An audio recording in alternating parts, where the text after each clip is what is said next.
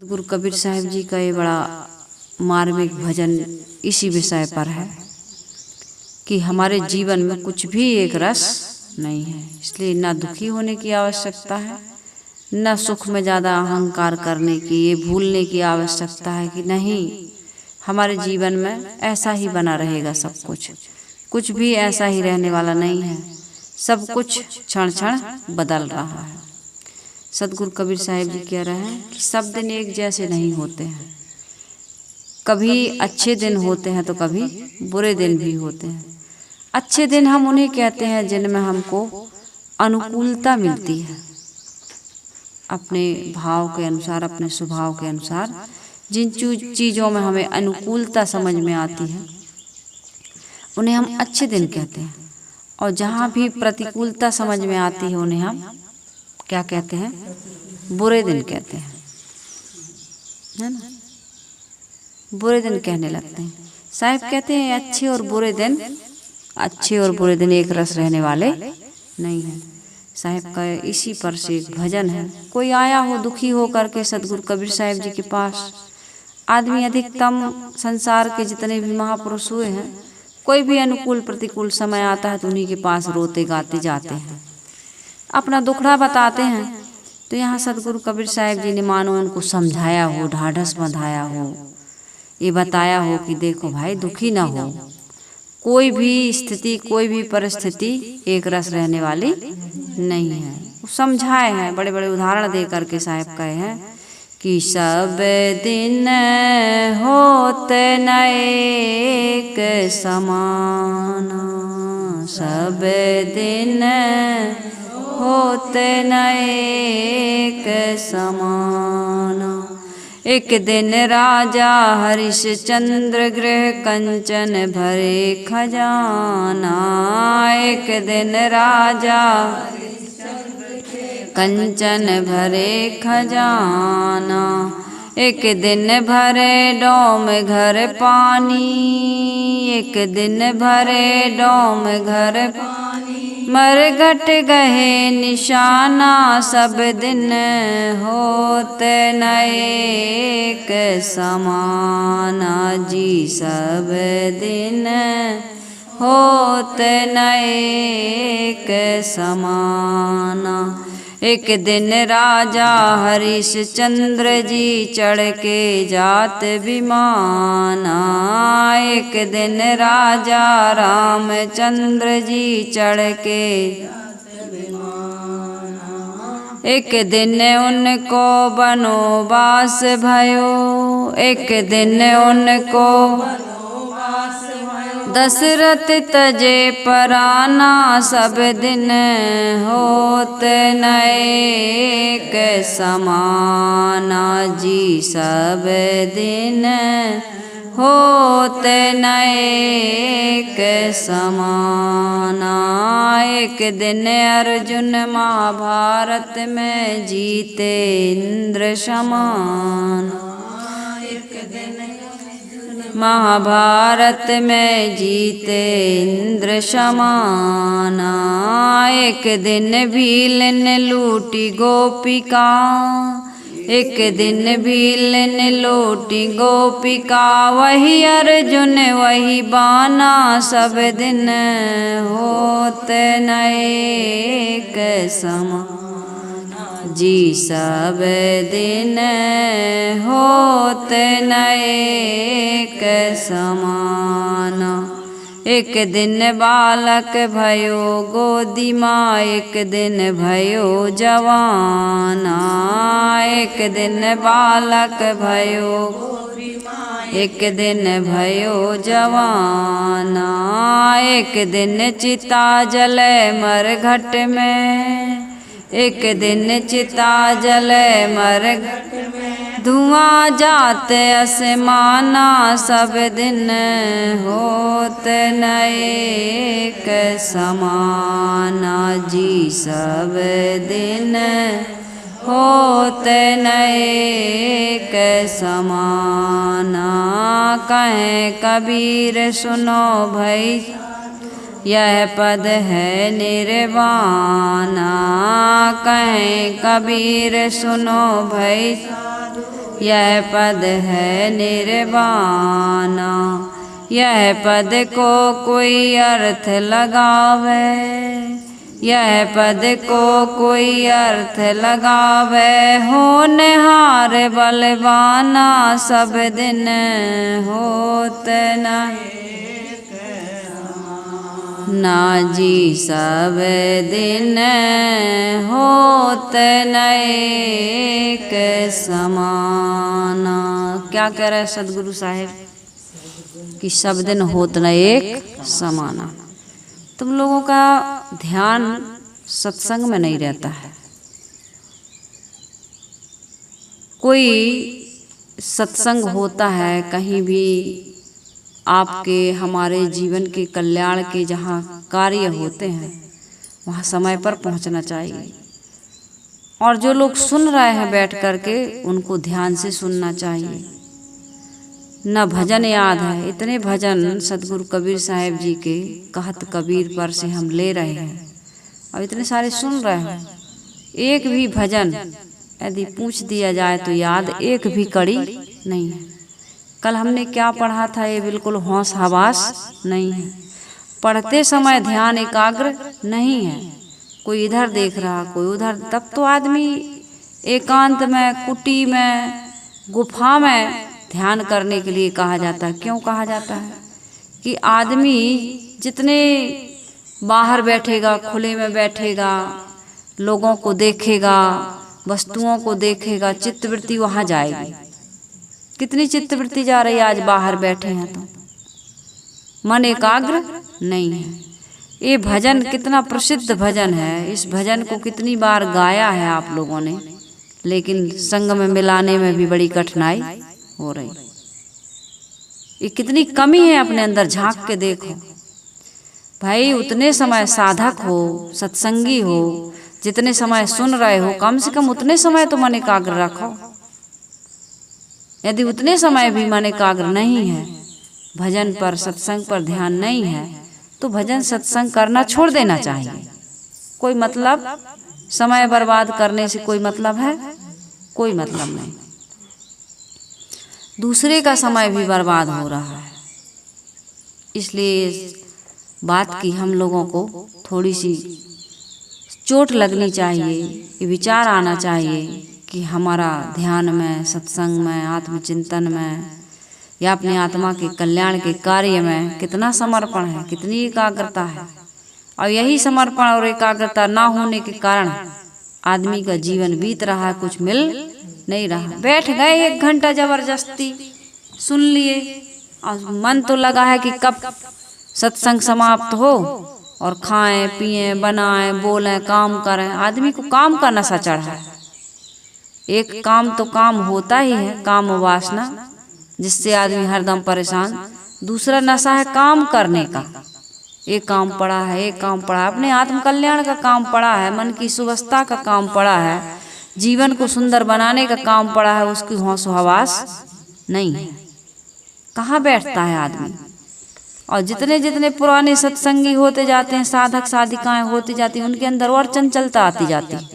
कई लोगों में ये देखा जाता है, आदमी का ये नशा बन जाता है, सुन लिए बस हो गया काम। तो ये आदमी को, ऐसा आदमी जिंदगी में कभी कोई तरक्की नहीं कर सकता, कभी कोई सफलता हासिल नहीं कर सकता है। इसलिए चुल्लू भर पानी में डूब मरने से अच्छा है कि आप लोग जो बातें सत्संग की सुनते हो, इनको एकाग्रता से सुना करो, समझा करो, जीवन में उतारा करो, ऐसे भजनों को याद किया करो। नहीं तो फिर कोई मतलब नहीं है सत्संग सुनने से। हम सुना रहे हैं, हम अपना समय, एनर्जी सब बर्बाद कर रहे हैं। तो बातों को समझिए, समझ करके जीवन में उतारने का प्रयास करिए। सत्संग में बैठते हो उसके पहले सारा काम कर लो।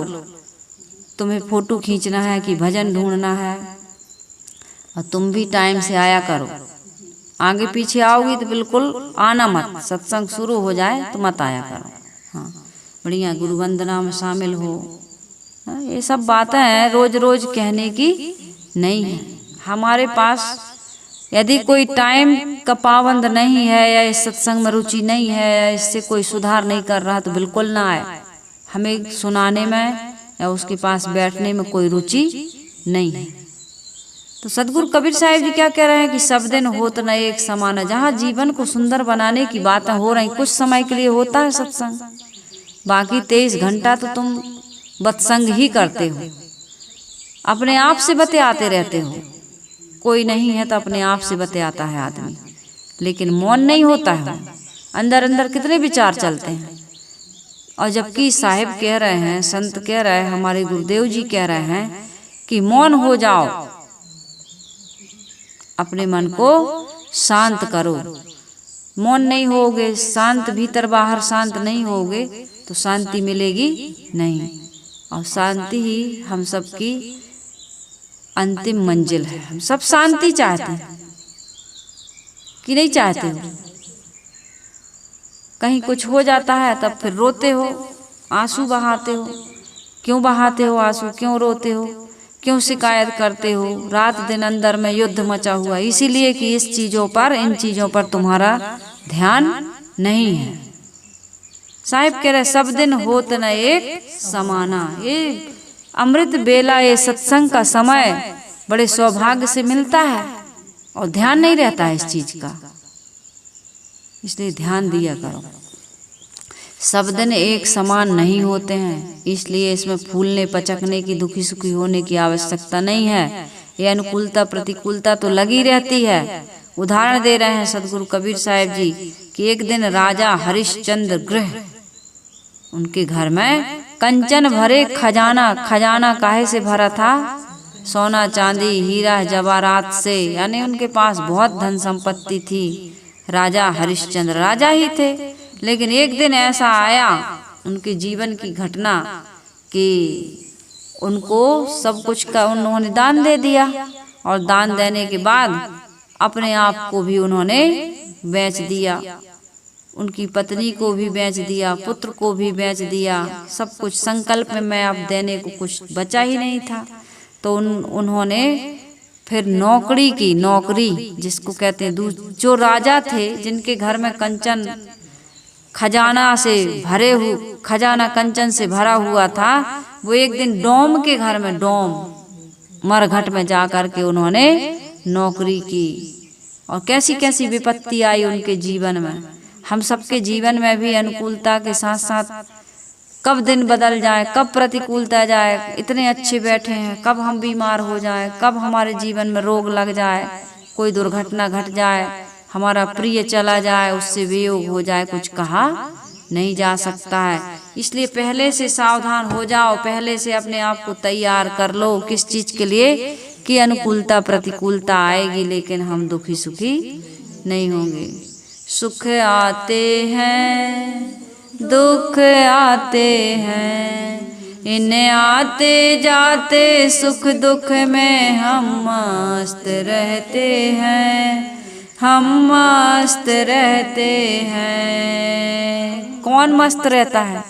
जो सत्संग में जाता है, सत्य को समझता है, सदगुरु की शरण में रहता है, उनके ज्ञान को रहनी और आचरण में उतारता है, वह मस्त रहता है। बाकी इस संसार में मस्त रहने की कोई गुंजाइश नहीं है। यहाँ तो सब कुछ बदल रहा है, सब कुछ क्षण क्षण हमसे दूर भाग रहा है। दूसरा उदाहरण सदगुरु कबीर साहिब जी दे रहे हैं। एक दिन राजा रामचंद्र जी चढ़ के जाते विमाना, एक दिन उनका बनोबास भयो, दशरथ तजो पराना, सब दिन होते न एक समान। एक दिन ऐसा था, राजा रामचंद्र जी विमान में चढ़ करके जाते थे, घूमते थे, और एक समय ऐसा आया, अचानक रातों रात ऐसी परिस्थिति बदल गई, बस थोड़े सेकंड में, है ना। कैकेयी ने वरदान मांग लिए, 14 बरस राम वनवास को जाएंगे, तापस वेश विशेष उदासी, और 14 बरस राम वनवासी। राम को वन जाना होगा। राम राजा बनते बनते कहाँ चले गए? वन को। ऐसी परिस्थिति आ गई, पिता के वचन की लाज रखने के लिए रामचंद्र जी को वनवास जाना पड़ा।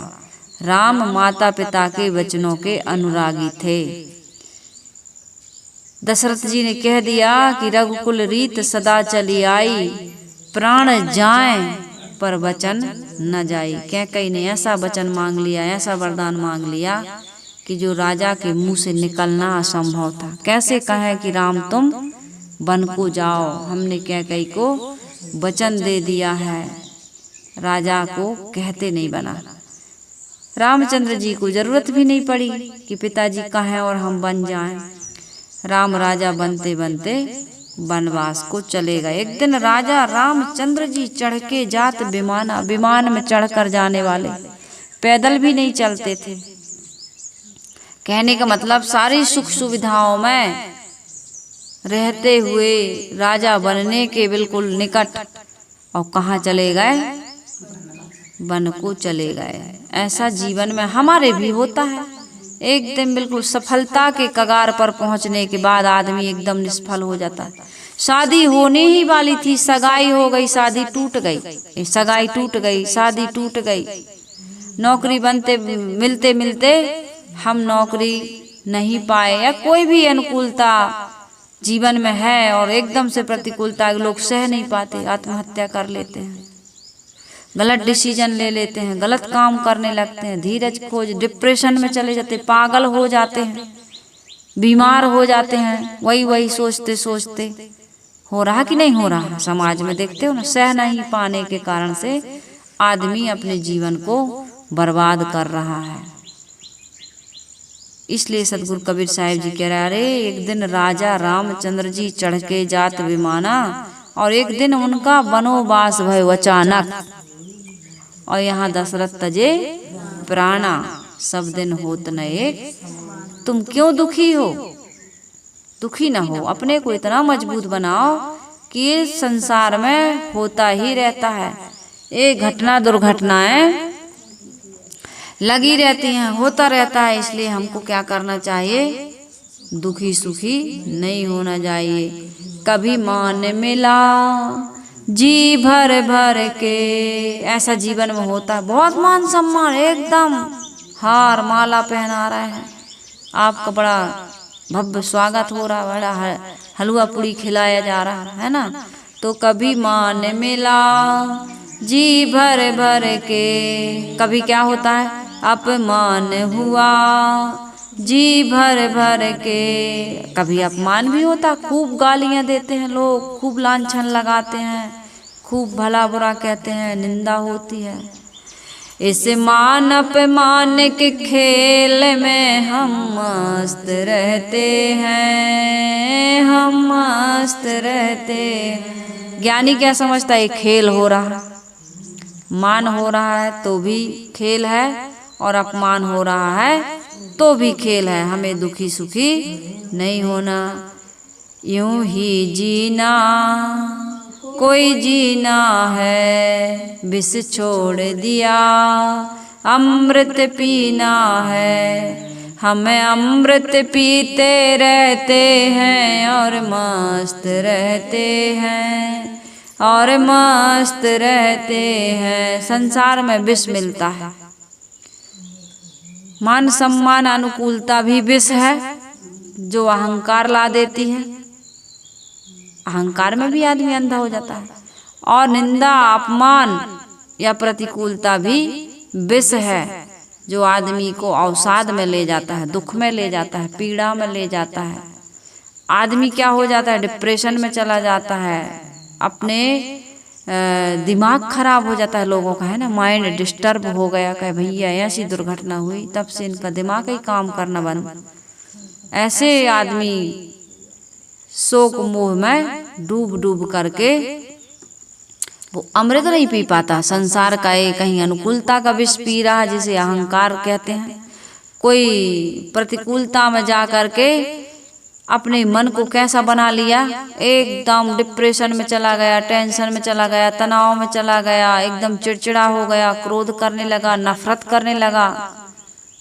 जिनसे दुख मिलता है उनसे नफरत करता है, जिंदगी भर वो उसे माफ नहीं कर पाता है, गांठ बना के बैठ जाता है। कैसी जिंदगी है, कितनी प्यारी जिंदगी ऐसे धोखे में निकल गई।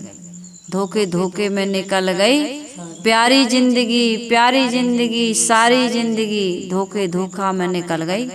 ये धोखा है, आपके साथ धोखा हो रहा है। तुम अनुकूल प्रतिकूल परिस्थितियों में अपने आप को ठगा रहे हो, ये अमृत नहीं पी रहे हो। इनको झूठ मालता है, जो सुख दुख में उलझा है वह जीवन हार गया है। जिनको सुख दुख झूठे हैं वो भाव से पार गया या बाजी मार गया। भाव से पार जाना है तो दुख सुख में उलझो मत। ये तो होता रहता है, किसके जीवन में नहीं हुआ। जिनको हम और आप भगवान कहते हैं, राजा रामचंद्र जी कहते हैं, वनवास में कितना कष्ट भोगा होगा कि नहीं।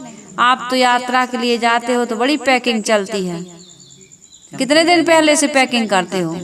राजा रामचंद्र जी ने कोई पैकिंग की? कोई भी पैकिंग नहीं। फैसला हुआ, तुरंत वनवास की तैयारी हो गई, चले गए ऐसे ही। यदि आपके कर्म अच्छे हैं तो कोई पैकिंग करने की या जिंदगी में इतना सारा जखीरा बटोरने की आवश्यकता नहीं है। आपके कर्म कदम कदम पर आपका साथ देते हैं। अच्छे कर्म हैं तो सुख के रूप में साथी मिलते हैं, मान सम्मान मिलता है, सुविधा मिलती है। और कर्म अच्छे नहीं हैं तो कहते हैं ना कि खुटिया भी हार लील जाती है ना। खुटिया हार लील गई। कितनी सारी कहानियां आप सुनते हो कथा प्रवचनों में। ऐसा ही हमारे जीवन में अपने ही लोग हमारे साथ गलत व्यवहार करके हमें दुख देते हैं। अपने लोग जिनको तुमने अपना बनाया, पत्नी कहते हो, पति कहते हो, बेटा बेटी कहते हो, पड़ोसी कहते हो, ये सब हमारे लिए क्या बन जाते हैं? काल बन जाते हैं, दुख देने वाले बन जाते हैं। इसलिए साहिब कह रहे हैं कि अनुकूलता प्रतिकूलता में ज्यादा रीझने खींचने की आवश्यकता, दुखी सुखी होने की आवश्यकता नहीं है। हंसने मुस्कुराने गाल फुलाने की आवश्यकता नहीं। सम रहो। तो लोग कहते हैं अरे यार रोएंगे हंसेंगे गाएंगे नहीं। बच्चा होगा तो बैंड बाजा नहीं बजेगा, शहनाई नहीं बजेगी। शादी होगी तो बम फटाका नहीं फोड़ेंगे तो क्या करेंगे बताओ। खुशी तो जाहिर करनी पड़ेगी, थोड़ा तो खुशी मनाएंगे। और जब कोई मर जाता है तो कहते हैं साहब अपन बताओ कि रो मत। कहते हैं साहब क्या करें, रोना पड़ता है। वो भी दिखाने के लिए रोना पड़ता है। खुशी भी जाहिर करनी पड़ रही है और दुख भी जाहिर करना पड़ता है। लोग रोते हैं। छत्तीसगढ़ में देखो तिज नहावन, पच नहावन, सत नहावन, क्या क्या नहावन होता है। वहाँ रहे हैं ज़्यादा तो वहाँ का तो उस समय क्या होता है, वो लोग नहाने जाते हैं तालाब। माता बहनें जाएंगी, पुरुष लोग जाएंगे तो माताएं रोते रोते जाती हैं, रोते रोते आती हैं। जब तक पचनहावन सतनहावन 10 गात्रा ना हो तब तक वो रोज सिस्टम है। सब माता बहनें पूरी जाएंगी लाइन से, हाँ रोते रोते। उनको कहो रो मत तो अब कैसे ना रोएं। नहीं रोगे भाई, बारात में जाओ और हंसो ना, थोड़ा नाचो गाओ ना। अरे यार कैसे तुम्हें हमारी खुशी में खुशी नहीं है। तो रोने रुलाने वाले जाते हैं वहाँ। जिनके घर का कोई मर गया है उसको रोना पड़ता है। कोई सच्चे दिल से रोता भी है और जो नहीं रोता उसको रोना पड़ता है। उतने समय तक एक हमारे रिश्तेदार हैं, उनकी ननद खत्म हो गई। ननद साथ में रहती थी तो हम गुजरात में रहते थे उस समय, नए नए घर छोड़े थे। बीच में आना जाना होता ही है बच्चियों का, तो हम भी आते जाते थे। तो हमें पता चला कि हमारे रिश्तेदार में उनके ननद बाई खत्म हो गई। तो गए भाई मिलने जाते ही हैं दुख में। तो हमने बताया समझाया माता से बहन से कि रोया मत करो, तबीयत खराब हो जाएगी। अब जो जाने वाला चला गया वो तो लौट के आएगा नहीं, मत रोया करो। क्यों रोती? कोई भी आता है तो रोना शुरू कर देती हो। कोई भी आने जाने वाले तो लगे ही हैं, आते ही हैं, रोते हैं। तो कहने लगे बिटिया तुम चिंता ना करो, रोना पड़ता है।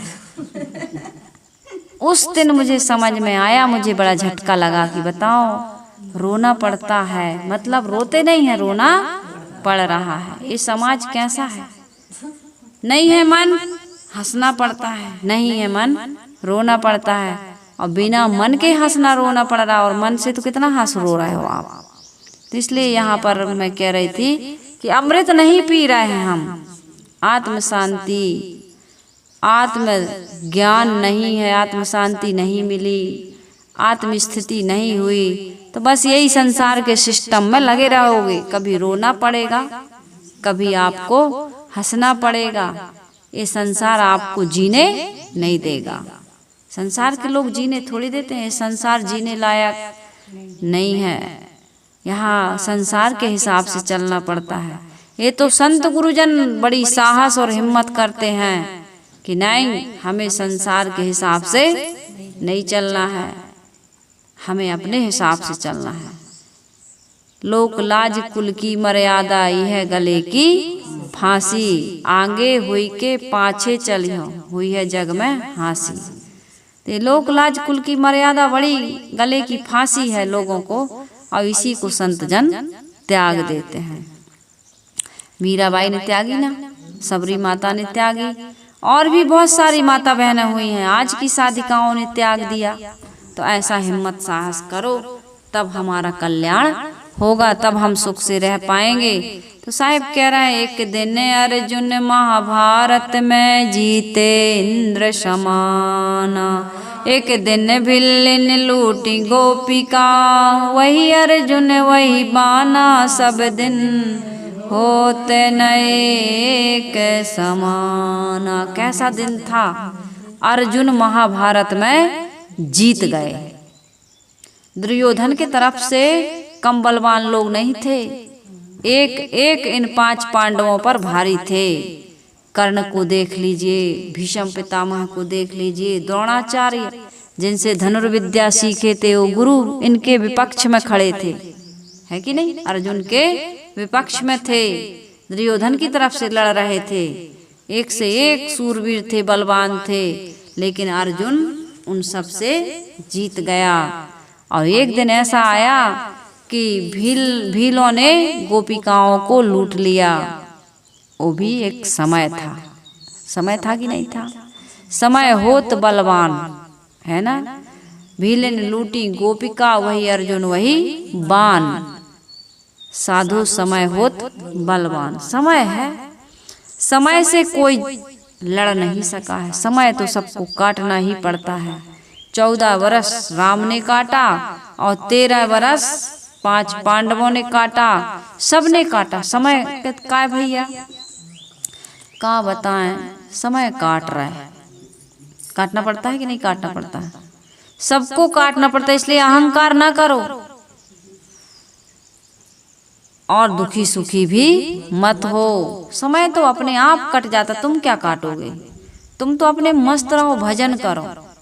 ये संसार जो है ये बनने बिगड़ने वाला है, और सत्संग में ध्यान नहीं है। ध्यान बैठे हैं, सुन रहा है कान से, लेकिन ध्यान से नहीं सुन रहा है। चिंतन कहाँ हो रहा है, संसार का, तो दुख से कभी मुक्त नहीं होगे। इसलिए चिंतन किसका करो, अपने आत्म स्वरूप का चिंतन करो, जो एक रस रहने वाला है, जो हमें कभी धोखा नहीं देता। मैं आत्मा ही हूँ, मैं संसार में, शरीर में सदा रहने वाली, इस शरीर के साथ संसार का संबंध जुड़ा है। ये शरीर साथ रहेगा, हमेशा एक रस रहने वाला है, कुछ भी एक रस रहने। काहे के लिए दुखी होते हो, जब हमें होता यहाँ सब काल रहना, तब हमें था चाहिए कुछ फिक्र करना, और जब सदा के वास्ते जाना यहाँ से, तो किस लिए चिंता करें, किसकी माया से, माया मोह से। माया छत्तीसगढ़ी में कहते हैं अब्बड़ माया करता, माया मतलब माया मोह, जिसको लोग प्रेम कहते हैं। प्रेम नहीं है, ये क्या है, माया है, माया।